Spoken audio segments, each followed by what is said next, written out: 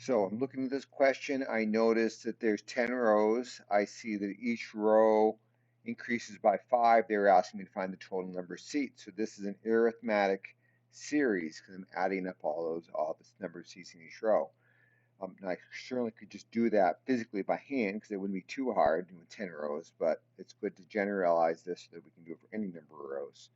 So where the formulas I'm heading for is, well, the last formula I need is just an arithmetic series. So that's the number of items times the first number plus the last number divided by 2. That gives me the series. That'll answer this.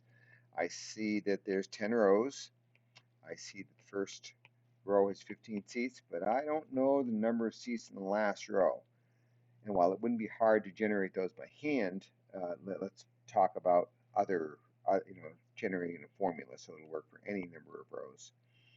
So a sub n equals a sub 1 plus the common difference times n minus 1 is what we're going for here. And a sub n equals the first row plus the common difference times n minus 1. So that's the formula, and we're looking for the number of seats in the 10th row. 15 plus 5 times 9, because 10 minus 1 is 9.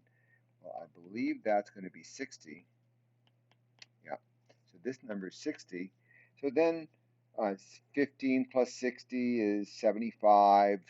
10 divided by 2 is 70, or you could do 75 times 100 times 10 is 750. 750 divided by 2, I think, is 325, isn't it? No, it'd be 375. So that's how we do that problem. Hope it helps.